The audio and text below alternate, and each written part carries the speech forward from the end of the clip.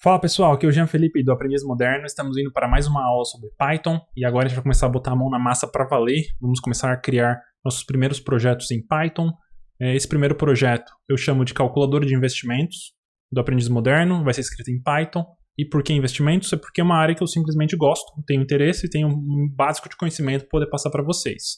A gente pode implementar uma calculadora de investimentos que basicamente vai calcular qual seria os resultados se eu tivesse investido no passado, no mercado de ações, no mercado de ações no passado. Então, basicamente essa é a ideia. A gente vai usar como ferramentas. A gente vai usar o Jupyter Notebook dentro do VS Code, que eu passei na última aula, vou deixar o link na descrição, caso você queira saber como instala. E as bibliotecas também, a gente vai usar todos que a gente já viu, Pandas, YFinance e Matplotlib. Essas bibliotecas também, já tem na descrição, vou deixar os links para você, um link para uma playlist que já passa como eu instalei, como encontrar essas bibliotecas e como instalá-las, tá bom? Então essas são as ferramentas. E nessa primeira parte 1, a gente vai implementar a lógica de investimento para o longo prazo. Então isso aqui não é compra e venda de ações, vou comprando e acumulando patrimônio ao longo do tempo, e aí deve ver quanto que isso geraria de retorno se eu fosse um acionista de uma empresa no passado. É uma simulação, obviamente, não é nada de verdade, até porque a gente sabe que dados históricos não necessariamente representam o futuro de uma empresa. A gente não sabe, o futuro é incerto. Certo? Então aqui é a teoria, a prática do buy and hold. Se você conhece o mercado financeiro, esses conceitos, o chamam buy and hold, você pode procurar. Eu vou deixar também um canal na descrição, caso você tenha interesse em saber um pouquinho mais sobre investimentos. Canal do Fábio Holder, excelente conteúdo. Então a gente vai usar essa estratégia do buy and hold. Vou colocar aqui, estratégia do buy and hold. Então, essa primeira parte, vamos implementar a lógica para fazer esses investimentos usando essas bibliotecas que eu falei aqui. Então, essas são as nossas ferramentas. Um disclaimer, eu vou escrever um pouquinho mais rápido, vou começar a programar um pouquinho mais rápido, talvez um passo um pouquinho além do que você já está acostumado, mas não se preocupe, eu acho que essa é a melhor maneira de se aprender, é você tentar esforçar, tentar entender o máximo possível e se colocar numa situação fora da sua zona de conforto, porque essa eu acho que é a maneira mais fácil do seu cérebro começar a se adaptar a esse estilo de linguagem de programação. O melhor exemplo sou eu, posso ter contado uma história que eu comecei recentemente a aprender a programar em React, que é um framework escrito na linguagem JavaScript para aplicativos e websites. E eu tive que aprender para um projeto e eu não sabia nada, né? Mal sabia JavaScript, eu sabia um pouquinho. E, cara, no começo eu comecei a assistir as aulas, fiz um curso de 1 hora e eu entendia, vamos dizer assim, 50% do código, não entendia tudo não. Mas é normal, você vai entendendo um pouco, aí aos poucos as coisas vão clicando dentro da sua cabeça, então é legal você ler, tentar entender aqui nesse vídeo, deixar uns dias, deixar maturar, né, vamos dizer assim, na sua cabeça uns dias e voltar, e aí as coisas vão começar a fazer mais sentido, porque o seu cérebro está pensando, enquanto fica lá no seu subconsciente pensando e tentando fazer sentido das informações que você receber. Então, se você não entender tudo, não se preocupa, isso é bem normal, é bem natural. Se você entender metade, você já está muito avançado, já está muito acima para quem está começando a aprender. Então, não se preocupe, tá bom? Mas é legal mostrar para vocês que é possível fazer esse tipo de programação e você pode copiar o meu código e ir lá escrevendo, tá? Eu recomendo que você escreva, nunca copie e cole o código, porque você nunca vai... a informação nunca vai passar para o seu cérebro, vai sempre passar dos dedos aqui, né? Do Ctrl+C para Ctrl+V. Digite para você tentar entender a lógica, tá? Entender cada pedacinho, cada linha. E é isso, vamos nessa, vamos começar a botar a mão na massa agora. Vou abrir aqui o VS Code. Então, vamos abrir aqui o VS Code. E vamos lá, vamos criar um Jupyter Notebook. Então eu dou Ctrl+Shift+P, aí já aparece aqui a primeira opção, eu posso escrever Jupyter Notebook e vai aparecer aqui para eu criar um Jupyter Notebook. Está conectando no IPython e pronto, vamos nessa. Primeiro passo aqui, vou escrever um pequeno cabeçalho, né? Eu troco isso para Markdown E aí agora eu posso escrever textos. Vou deixar também uma listinha como escreve em Markdown, que é uma linguagem para escrever textos de uma maneira bonitinha. usando o hashtag aqui para o título, simulador de investimentos do aprendiz, ou calculadora de investimento, calculadora de investimentos do aprendiz moderno, utilizando dados históricos para calcular a performance de uma carteira fictícia. Não sei como escreve fictícia, acho que é isso. Ctrl Enter, ou dou play nessa célula e já vira um texto para mim no meu notebook aqui. Legal, já tenho a minha anotação. Agora vamos importar as bibliotecas. Importar pandas como PD, vou chamar de PD, que é mais fácil. Importar Yahoo Finance também como YF. E vou importar do Matplotlib, eu não vou importar a biblioteca inteira, só vou importar o PyPlot, que é para plotagens em Python.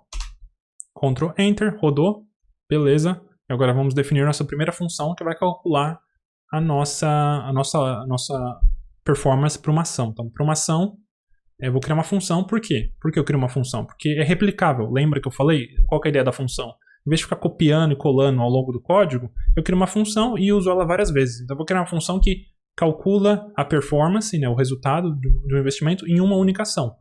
E aí eu uso essa função para o meu conjunto de ações. Toda vez que eu tiver uma ação nova, eu vou lá e uso a mesma função, porque é a mesma lógica no final do dia. Então, eu preciso ficar copiando e colando 10 vezes. Então, vamos criar uma função. Para criar, eu uso o def. Vou até dar um zoom aqui. Acho que tá bom, né? Dá um zoom, def. Aí eu vou colocar aqui, calcula investimento. Essa é a minha função.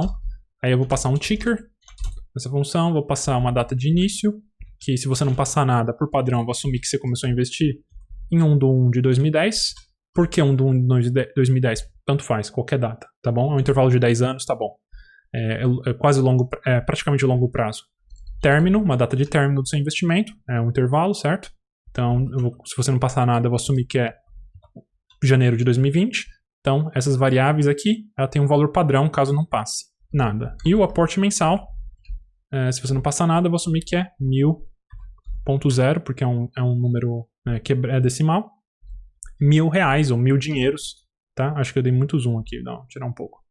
E aí 2 pontos, Enter, e ele já dá 4 espaços, que é para eu entrar dentro da função. Então, a variável ticker, início, término e aporte mensal existem dentro do universo dessa função.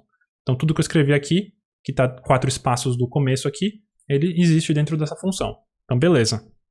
Primeira coisa, vamos pegar aqui a lista de dividendos. E qual que é essa lista de dividendos? Como vocês sabem, as ações elas vão pagando dividendos de tempos em tempos. Né? Não tem uma data específica, mas a cada X meses ela paga lá um valor por ação, alguns centavos por ação. É legal pegar essa lista para ver quais foram as datas que eles pagaram, porque se na minha calculadora de investimentos eu tiver ações daquela empresa, naquela data, eu calculo lá quanto seria o meu dinheiro. Então, como que eu calculo? Se você olhar lá na biblioteca do Yahoo Finance, ou do Y Finance, ele vai falar como pega os dividendos, bem simples. Você vai digitar YF, aí você vai chamar uma função chamada ticker, com T maiúsculo. E aqui o maiúsculo e minúsculo importa, tá bom? Nas funções, o nome da função. Ticker com T maiúsculo. Aí eu vou passar um ticker, que é o código da empresa. Eu vou passar aqui ticker. E aí eu dou um ponto, dividendos. Dividends. Assim, em inglês. Aí eu passo ponto dividends, aí ele vai falar o quê? Ele vai fazer o quê? Dentro dessa função, desse objeto ticker, ele vai me retornar uma lista de dividendos. Todas as datas que a empresa pagou dividendos na história da empresa. Guardo essa lista aqui que eu vou utilizá-la. Vou usar minha colinha aqui. Aí o próximo passo é pegar o histórico de cotações da empresa. Então vou pegar um histórico de cotações. Qual empresa? Qualquer empresa que eu passar aqui no ticker. Né? Lembra que eu estou fazendo uma lógica genérica para todas as empresas. Tem que funcionar igual. Então, para qualquer empresa que entrar ali, o ticker, como que eu pego o histórico? Eu usando a mesma biblioteca. Aí tem uma função chamada download, que a gente já usou na outra aula. Vou deixar o link na descrição, conforme eu falei. E aí, eu tenho aqui, Nossa, ficou meio quebrado. Aí eu tenho aqui os argumentos que eu posso passar. Então, a gente já viu que tem que passar o ticker, é mandatório. Então, eu vou passar um ticker. Aí eu vou passar uma start date, que vai ser igual ao meu início. Tá? A variável início aqui, ela existe dentro da função. Passei para dentro do start. Então, eu estou passando de uma função para dentro da outra. Aí, a mesma coisa com end. O end vai ser o meu término. E o interval, que é o intervalo, eu vou pôr aqui um MO, que é um mês. Aí ele vai pegar o meu histórico. Então, se eu colocar aqui agora, beleza, retorna o histórico. Então, o que essa função vai fazer? Eu dei um play aqui, Ctrl Enter, e ela vai rodar essas linhas de código. Então vamos usar ela.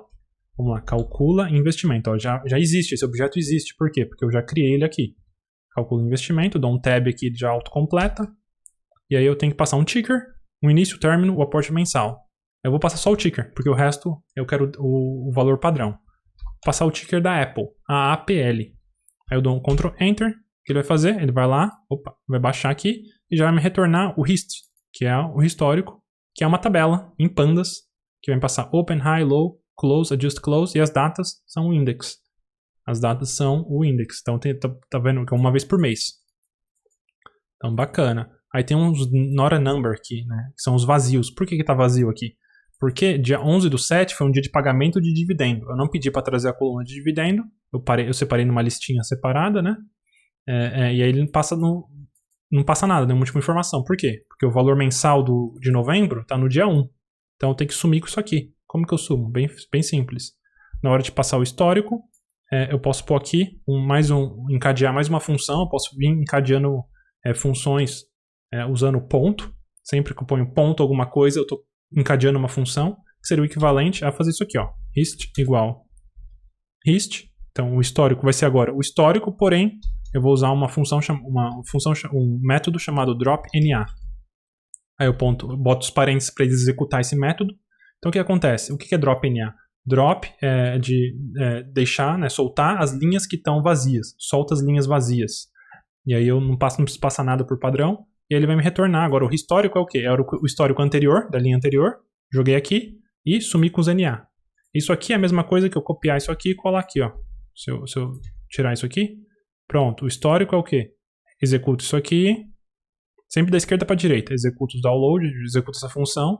Isso aqui vai me retornar um pandas. E aí, dentro do pandas, eu tenho o drop NA. Tá bom? Eu vou deixar separado aqui em duas linhas para você ficar mais claro para você entender. Então, pronto. Drop NA. Se eu executar agora, ele vai sumir com os vazios, tá vendo? Já não tem mais vazio. Show de bola. Então, 120 meses, né, de 10 anos aqui, de janeiro a janeiro. Ou janeiro a dezembro, aliás. Bacana. Estamos aqui, está funcionando. Legal, vamos continuar. Agora eu quero criar outras colunas. Eu vou criar uma tabela em pandas, como você está vendo aqui. Eu posso criar colunas. Isso é bem legal. Então eu vou criar uma coluna aqui, que eu vou chamar de valor investido. Investido. Qual que é o valor? 0. Porque não tem nada. Então vai criar uma coluna toda com zeros. Aí eu vou criar mais uma coluna aqui. Aporte mensal. Aí dentro dessa coluna eu não quero zeros, eu quero o aporte mensal mesmo, porque é um aporte fixo, né? Eu não vou mudar meu aporte ao longo do tempo na minha calculadora, pelo menos. Aí eu vou passar o aporte mensal aqui. Aí ele vai passar o valor, né? No caso 1000. Eu vou passar o aporte mensal, então o valor que tiver na variável aporte mensal ele vai jogar em todas as linhas daquela coluna. É um valor padrão. Legal, aí eu vou criar mais algumas colunas aqui que você vai ver depois para que servem.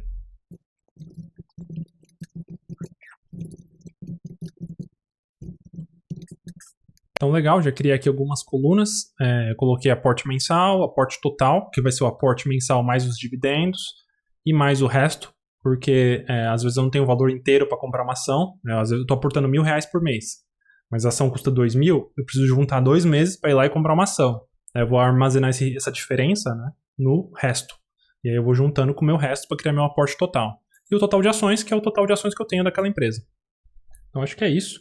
Legal, vamos aqui agora criar um loop, porque a gente tem o histórico, o hist é uma tabela, né, que tem várias linhas, então vamos lá mês a mês fazendo esse cálculo de investimento. Então para isso eu vou usar o for loop, que a gente já viu, o for, mas primeiro eu preciso definir quantas linhas tem na tabela. Então total de linhas, ele é bem simples, de qualquer data frame no Pandas, você vai colocar o nome do data frame, no caso hist, ponto, shape. Aí o shape é uma lista que tem 2 números, um é o número de linhas, o outro é o número de colunas. Então o primeiro número é o 0, né? Lembra? Index 0. Uma lista sempre começa com index 0. O index 0, isso aqui é o número de linhas. Legal. Aí for. Aí eu vou chamar aqui in. Aí eu vou criar um range, que é uma lista de... Range é uma função do Python, recomendo dar uma olhada no range, é uma função do Python muito útil, que gera uma sequência de números entre 2 números, aí a sequência vai ser entre 0 e total de linhas. Total de linhas. Então de 0 ao total de linhas, se o total de linhas é 10, vai de 0 a 10. 0, 1, 2, 3, 4, 5, 6, 7, 8, 9, se eu não me engano. Eu acho que essa é a ideia. E aí você coloca aqui, ele vai de 0 até o total menos 1, se eu não me engano. Dá uma olhada lá na função, na documentação do Python. E aí eu coloco aqui meu loop. Agora eu estou dentro de um loop. Ele vai executar tudo que tiver 4 espaços do for, que são essas linhas aqui, até o fim. Ele vai até o fim, usando o i, sempre vai tomar o número que tiver na lista. Então esse range, ele vai ser 0. Eu vou jogar o 0 dentro do i, executo o loop uma vez, volto no começo. Agora eu vou pegar o próximo, que é 1, executo tudo de uma vez, até o final, executo até o final, e aí volto no começo. Então essa é a ideia. Então nesse loop a gente vai olhar linha por linha. Então eu vou chamar aqui a linha vai ser o hist, ponto. Aí eu vou usar essa função iloc, que ela vai localizar uma linha através do index. Aí eu abro aqui colchetes, boto o número do índice da linha, o número da linha, aliás, que é o i, né, porque vou pegar linha a linha, então o i, ponho vírgula, aí eu pego as colunas. Se eu ponho 2 pontos, ele me retorna todas as colunas. Então o que isso significa? No hist, que é um conjunto de linhas, eu vou pegar a linha número i. Mas qual que é o número do i? Depende. Né? O loop eu vou executar ele 10 vezes, por exemplo, ou 20 vezes, ou 100 vezes, ou quantidade de linhas. Então cada vez ele vai executar com um número diferente, representando a próxima linha. Então vai executar com 0, depois executa com 1, depois com 2, com 3. Então aqui vai ser a linha daquele loop, daquela vez. A linha da vez está aqui. Legal, na linha da vez vai começar com a 0. Então vai ser a primeira linha, 0. Legal. Aí eu vou pegar a data. Qual que é a data? É bem fácil, eu vou usar o index. A função index dentro de um data frame em pandas, ela vai me retornar o index. E o index, ele tem, no caso aqui é o date. Pode ver que o date ele não está junto do open aqui. O open está altinho junto com high, low, close, adjusted close. Então eles estão aqui, são colunas. Por isso que eles estão nessa altura. O date é um index, então ele está mais perto aqui dos números. Então ele aqui é um index. Então esse primeiro aqui, ele não é uma coluna, tá? Não confunda, que às vezes dá problema. Eu posso transformar numa coluna se quiser, mas ele não vem como uma coluna. Isso vem da função da biblioteca do YFinance, tá bom? Então tá, o meu date então é o index, não é uma coluna. Então toda vez que eu chamo hist.index, ele vai me retornar o índice da coluna. É uma lista também, então eu posso pegar aqui o valor i. Então se for 0, ele vai pegar esse número aqui, ó, 2010-0101, tá? Então peguei aqui a minha data, a data da vez. Legal, e agora eu vou pegar o valor de fechamento da ação. Qual que é o valor de fechamento da ação daquela vez? Bem simples, eu vou no hist, no hist não, na linha, né? Eu vou na linha e pego a coluna, a linha, pego o adjust close. Não lembro se eu comentei já, mas o YFinance, o adjust closed, é o valor de fechamento da ação ajustado para quebras. Então, se a ação teve alguma divisão durante os anos, ele ajusta para o valor certo. Por exemplo, eu posso ter uma ação que ela vale 1.000, e aí no outro dia, ou no outro mês, eles quebram a ação em 2 de 500. Então, todo mundo dobra o número de ações e o valor cai pela metade. No final do dia, todo mundo fica com a mesma quantidade. Porém, se você olhar o gráfico do valor de fechamento, ele fechou 100, 200, 300, 400, 1.000, aí fechou em 1.000, aí no outro dia fechou em 500. Aí parece que caiu metade, mas na verdade não, o número de ações dobrou. Então ele fez esse desdobramento. E aí o valor adjusted close ajusta para esse desdobramento, tá bom? Então estamos aqui, legal. Agora o que a gente vai fazer? Vou voltar aqui para cima. Então agora a gente vai criar uma condição usando o if. Se, esse é o if, né? É a condição if else. Se o valor de i é maior que 0, quer dizer que não é a primeira linha, tá? Então só se não for a primeira linha. Da segunda em diante, o que eu vou fazer? Eu vou pegar a linha anterior. Linha anterior. Qual que é o valor da linha anterior? É a mesma lógica da linha. hist.iloc. Só que em vez de i, eu pego i-1. E aí eu ponho aqui os 2 pontos. Então essa é a linha anterior. É o que eu vou fazer. O que eu vou pegar da linha anterior? Eu vou pegar o total de ações e o resto da linha do mês anterior. Só se não for o primeiro mês, né? Obviamente. Então, se não for o primeiro mês, eu vou pegar ações anterior, que é o que é? Eu vou pegar a linha anterior, eu vou pegar a coluna total de ações,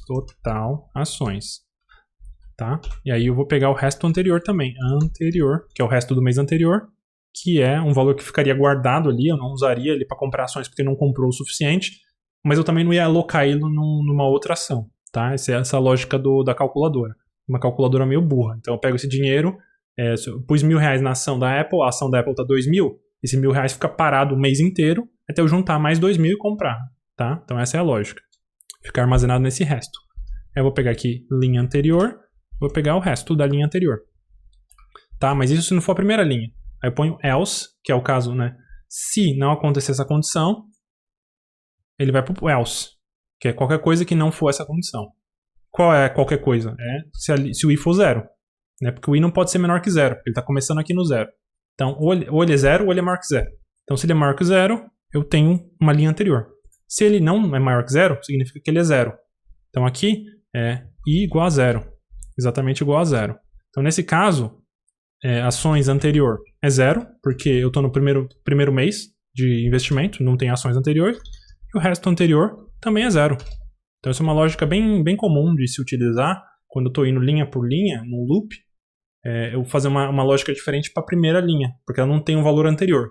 Da segunda em diante, ou da linha 1 em diante, eu tenho um valor anterior. Então, é basicamente essa a lógica. Então, aqui eu capturo os valores anteriores. Por que eu preciso dos valores anteriores? Porque eu preciso calcular as ações, né? E os valores. Então, vamos lá. Então, vou pegar aqui aporte total. Aporte total. O que é o aporte total? Total. Ele é o aporte mensal mais o resto anterior. Tá? Se tiver um resto do mês anterior, eu agrego junto com o meu aporte mensal, que é o aporte do mês. Legal, tem um aporte total. E aí, quais são? Novas ações. Novas ações. As ações compradas vão ser o quê? Vou pegar o meu aporte total, não mensal, total, e vou dividir pelo valor de fechamento. Né? Se eu tenho R$1.000, a ação vale... Se eu tenho R$2.000, a ação vale 1.000, 2.000 sobre 1.000 é duas ações que eu consigo comprar. Porém, se der um número quebrado, eu não posso comprar ações, não posso comprar 1.3 ação. Então, como eu faço para arredondar isso? Eu uso a função int, que é de inteiro. Me retorna o resultado inteiro disso aqui. Então, se deu 1.3, ele vai me retornar a parte inteira, que é 1. Se me deu 3.3, vai me retornar o 3. Tá? Então, eu tenho novas ações aqui. Então, eu tenho o número inteiro. Tá bom. E aí, qual foi o valor investido? Né? Valor investido. O valor investido é o total de ações. Vamos colocar aqui. Legal. E aí, qual o total de ações agora? O total de ações é ações anterior mais as novas ações. Então, do mês anterior mais novas. Se é o primeiro mês, o ações anterior é 0. Então, 0 mais novas ações. Legal.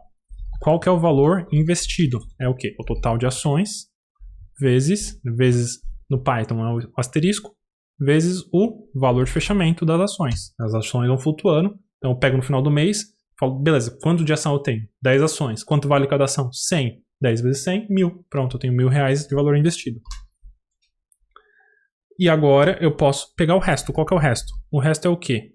O resto é o quê? Eu pego o aporte total, que é todo o bolo de dinheiro que eu tinha no começo do mês, e vou subtrair o quê? O valor que eu investi. Qual que é o valor que eu investi? São as novas ações vezes o valor de fechamento. Valor de fechamento. Se o valor de fechamento é R$100, eu comprei 10 ações, é 1.000. Se o meu aporte total era, sei lá, eu tinha 1.050, 1.050 menos 1.050. Meu resto é 50 aqui, por exemplo. Agora eu posso ir lá e jogar esses valores dentro do meu data frame histórico. Lembra que todas as linhas estão zeradas, que eu criei aqui em cima? Tudo zero. Agora eu posso ir e substituir. Como eu substituo valores? Substituir valores. Como que eu substituo? Bem simples. Eu uso hist.at. Então, dataframe.at no Pandas. Como que eu acho informações sobre essas funções? Bem simples, lá na documentação do Pandas. Vou abrir aqui o Google, vou lá em Pandas, dataframe, Vou até jogar no Google, ele já aparece aqui na documentação, ó, primeiro link. Ele vai explicar, ó, no dataframe.at, o que é isso aqui, ó? Ele dá um exemplozinho aqui, ó. Ele encontra o valor específico, né, e eu posso substituir esse valor, tá bom? Então, tem a documentação, sempre se refira à documentação. Eu olho isso o tempo todo para lembrar o que é o que, ó. Tem o dataframe.index, que a gente acabou de usar, ele retorna o index. Tem vários, ó, o iLock que a gente usou também, ó, ele já mostra aqui uns exemplos. Sempre tem exemplozinhos, a documentação do Pandas é fantástica, recomendo. Guarda esse site do Pandas, documentação vou deixar na descrição também. Então, legal. .at, e aí como eu passo? Eu passo o index. Qual que é o index? Lembra que o index é uma data? Eu tenho que pegar a data daquela linha. A data da vez chama data. jogo aqui, data, e aí o nome da coluna, vou chamar aqui agora o valor investido. E qual que é o valor que eu vou passar? Vou passar o valor investido, que eu acabei de calcular lá em cima, nessa variável aqui. Tá?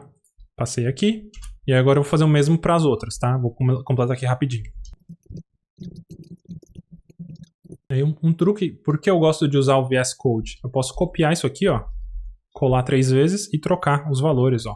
Se eu usar o Ctrl D, ele copia valores iguais, o próximo valor igual. Então, ó, ele já pega o mesmo valor, eu posso pôr aqui total de ações. Eu escrevo em duas partes ao mesmo tempo, isso me acelera bastante a programação, tá? Ctrl D. É por isso que eu gosto do VS Code, que ele tem esse atalho. É o total de ações e o resto, se não me engano, né? Então, é isso. Então, eu calculei aqui e substituí os valores. Pronto, já tem a minha lógica de programação aqui. Ele vem aqui, faz os cálculos, resto, total de ações, aporte total e o valor investido.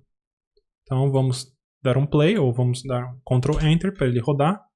Calculou, agora vamos ver se fosse um investimento em Apple, como aconteceria. Ó, já viu mais linhas. Vou dar até tirar um pouco o zoom aqui. Ó, já tem todas aquelas do histórico, mais o valor investido. Ó. No primeiro mês eu conseguiria comprar, eu joguei R$1.000, ou $1.000 no caso. Comprei 168 ações, isso em 2010. Me sobrou $4, 4,2. Aí no segundo eu aportei 1.004, porque eu peguei 4 do mês anterior e joguei aqui em cima. Comprei a diferença aqui, aumentei meu número de ações para 327, sobrou 11 centavos. E aí vou indo. Aí cada mês eu tenho que olhar o valor de fechamento da ação.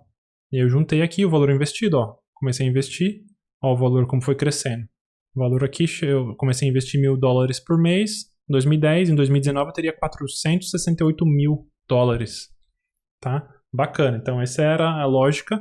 Porém, faltou um detalhe, e o dividendo, né? O dividendo adiciona também no cálculo. Então, como a gente calcularia o dividendo? Bem simples.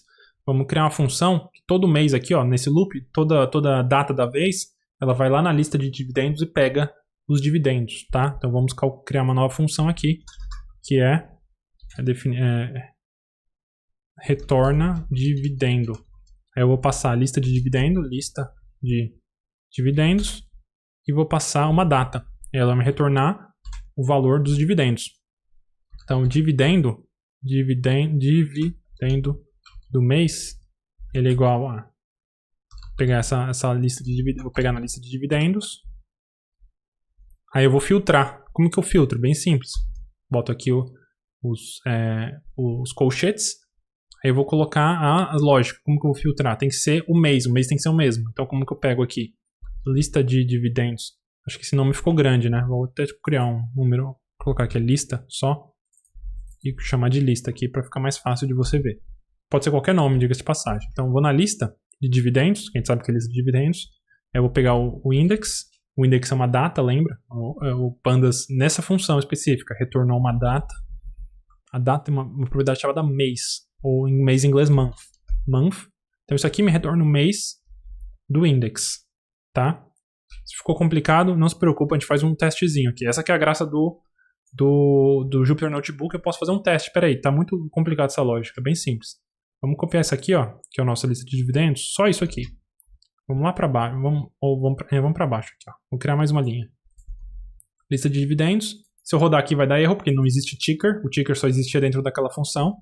Então eu vou substituir isso aqui pelo da Apple, tá? E aí eu vou colocar aqui, ó, lista de dividendos. Ele vai dar um display da lista. Joguei aqui. Não existe Apple assim. É assim. Pronto. Aí tem aqui, ó, as datas, tá bom? E tem os dividendos, tá vendo? São datas quebradas, não é todo mês. Tá bom, a lista de dividendos ela existe aqui. Legal, se eu pôr index.month, o que vai retornar? Vai retornar os meses aqui, ó, 5, 8, 11, 2, tá? Vamos retornar aqui, ó. Retornou, ó, 5, 8, 11, 2, tal, 5, 8. Então, legal. Como que eu uso isso aqui para filtrar? É bem simples. Eu vou pegar aqui, ó, vou colocar lista de dividendos, abro colchetes, coloco isso aqui. Isso aqui tem que ser igual a uma data, né? Vou criar uma data aqui. Para criar uma data, eu tenho que importar a biblioteca datetime, que eu esqueci aqui em cima. Uma biblioteca boa também para cálculos de datas. Import datetime as dt.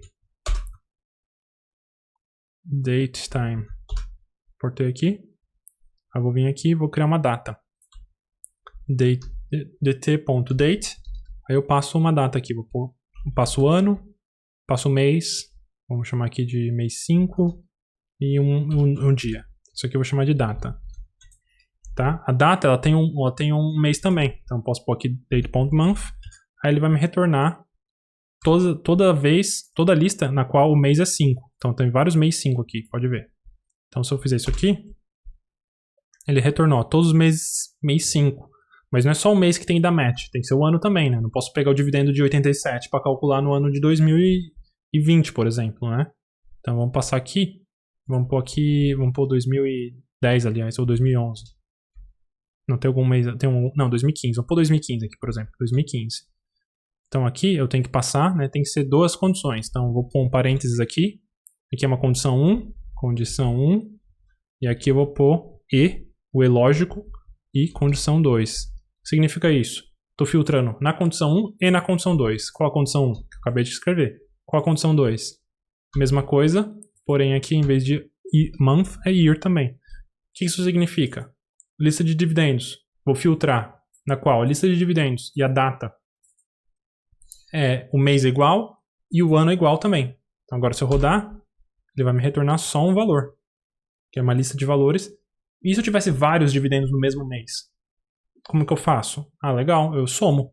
Então se eu chamar isso aqui de dividendo do mês, dividendo, por exemplo, igual a isso, aí o que eu faço? Dividendo é uma lista. Pode ser que tenha um só, mas pode ser que tenha vários. Como que eu somo? Dividendo.sum. Posso somar assim, sum. E aqui não é só, tem que pôr parênteses porque ele vai executar uma função, tá? Aqui no month não tem parênteses porque eu não estou executando nenhuma função, é só uma propriedade da data. Toda data tem uma propriedade chamada mês. Aqui eu tenho uma função chamada soma. Ela vai vir e soma para mim. Então se eu fizer isso aqui, ele vai vir e somar e o resultado é 13. Essa é a lógica. A gente Ctrl X aqui, vou recortar e vou colar na minha função. Então vem aqui. Opa, ó, tá vendo aqui? Vai quebrar porque essas três linhas não estão dentro da função. Tem que dar um tab. Seleciono todas as três e dou tab, ele já joga para dentro da função. Tá, data, eu não preciso agora definir uma data porque ela vem como função aqui, ó. A data. A lista, ela vai passar aqui, ó. Tá vendo? A lista vai vir aqui, lista de dividendos, tá? Então eu vou passar essa lista aqui e a lógica é a mesma. Então para não ter que ficar chamando duas variáveis do mesmo nome, eu vou colocar aqui, ó, vou substituir tudo por lista. E vou apagar essa linha aqui, porque ela é irrelevante. Eu só estou criando uma nova variável com nome diferente. Cortei. Aí eu vou vir aqui, ó, dividendo agora é a soma dos dividendos, não é só um único dividendo. E retorno dividendo. Simples assim. Então eu somei e joguei aqui. Poderia ter colocado isso aqui, ó, assim? Poderia. Aí eu posso até sumir com essa linha aqui. Somei. Eu executei e somei. Mas para ficar mais legível, jogo aqui e crio uma linha a mais. Posso criar uma linha a mais só para ficar mais fácil de entender. Para não ficar um monte de coisa emendada na mesma linha. Porque eu posso executar várias funções na mesma linha. Poderia escrever isso aqui tudo numa linha só, se eu quisesse. Mas eu estou quebrando em três para você entender etapa a etapa. Primeira etapa, filtra a lista. Segunda etapa, soma os dividendos. Terceira etapa, retorna esse dividendo. Eu retorno o dividendo por ação, né? Vamos colocar aqui. Dividendo por ação, para ficar mais fácil de entender. O nome da função é importante, para ficar fácil da pessoa entender o que significa isso. Então aqui, vamos calcular aqui. Dividendo, vou chamar aqui de dividendo, é o dividendo por ação, vou passar a lista. Qual que é a lista? Essa lista de dividendos aqui que eu criei aqui em cima. Qual que é a data? A data é a data que eu coloquei aqui em cima. Cadê a data? Oh, a data está aqui. Estou executando dentro do loop, então toda vez vou chamar isso aqui várias vezes, tá? Então aqui tá. Ó, esse dividendo ele não está dentro do else, tá bom? Posso te dar um enter aqui para ficar claro, ó. Se eu desse um tab, aí ele estaria dentro do else, mas como eu não tô, então o else acaba aqui. Tá vendo? Se i maior que 0, executa essas três linhas e pula o else. Se o i é igual a 0, eu pulo essas três linhas e entro aqui, executo essas duas e aí eu caio aqui. Então aqui eu estou dentro do dividendo por ação, aí quando eu entrar aqui ele vai chamar lá, ele vai vir aqui para cima, executar isso, voltar e jogar dentro do dividendo. Legal. E o dividendo por ação, eu vou multiplicar pelo total das ações anteriores, né? Total dividendos é igual o dividendo por ação vezes ações anterior. Por que não o total de ações? Porque o dividendo só conta das ações que eu já tinha, né? Então eu tenho que contar as ações que eu já tinha. Um cálculo aproximado aqui, tá bom? Porque depende do dia que você comprou a ação, depende de quando esse dividendo entrou, mas vamos aproximar aqui, as ações do mês anterior com certeza estarão na conta. Isso é um valor em dinheiro. O que eu posso fazer com esse dinheiro? Reinvestir. Então eu posso adicionar o meu aporte total. Então o aporte total era o aporte mensal, o resto que sobrou do mês anterior, e se tiver um pagamento de dividendo naquele mês, eu adiciono também o total de dividendos. Então legal. E é legal até eu mostrar o dividendos. Vou criar ali aqui uma coluna chamada dividendos. E aí eu vou passar 0. Aí eu vou vir aqui e vou criar aqui uma coluna. E vou aqui nessa aqui. Eu vou passar aqui dividendos. É dividendos mesmo? Dividendos. E aí eu vou passar o total do valor de dividendos aqui. Então pronto. Executou. Agora vamos fazer o teste de novo com a Apple. Pronto, olha. Aqui, ó. Então aqui tem algumas das linhas. Pô, não consigo ver todas as linhas. Poderia ver todas as linhas? Pode, é bem simples. Como eu vejo todas as linhas? Bem simples. Aqui, quando eu for declarar o pandas, eu posso criar umas configurações. Panda.options display.maxrows, máximo de linhas. Aí eu posso passar uma quantidade de linhas. Aqui eu vou passar 1000 linhas. Executo. Set options, na verdade. É set option. Isso, set option. Pronto. Agora quando executar quando ele retornar um data frame, dar um display, ele vai retornar todas as linhas. Então aqui tem todas as linhas. Legal. Então aqui eu consigo ver, ó, como o meu valor investido, ó. Cadê o valor investido? Começou com 1000, aí foi para 2000, 3000 todo mês, jogando $1000. Tá certo? E aí quando você vê aqui, ó, ele começa a crescer. Aí, ó, os dividendos estão aqui nessa coluna, né? Na última coluna aqui. Então, se olhar os dividendos, ele começa a crescer aos pouquinhos, ao longo dos anos. Ó, chega um momento que o dividendo ele é maior do que o aporte. Então, se o dividendo mais o meu aporte dá 2.000, dá o dobro do que eu aportaria no mês. Mais $15 de resto. Então, meu aporte total fica maior a cada X meses. E aí, junta esse dinheiro, acumula. E ó, com dividendos, vai para 523. Se você lembrar que a gente fez sem o dividendo, 400 e pouco. Então já aumenta consideravelmente esses aportes em compras de ações. Então é isso, pessoal. Eu queria passar para vocês essa aula. Eu espero que não tenha ficado muito longa. Essa lógica acho que é a parte mais difícil. Nas próximas aulas a gente vai criar uma carteira de ações e fazer as simulações. E futuramente criar uma interface gráficazinha também para a gente conseguir ver o gráfico, como isso mostraria num gráfico, tá bom? Por essa aula é isso aí, pessoal. Até a próxima. Tchau, tchau.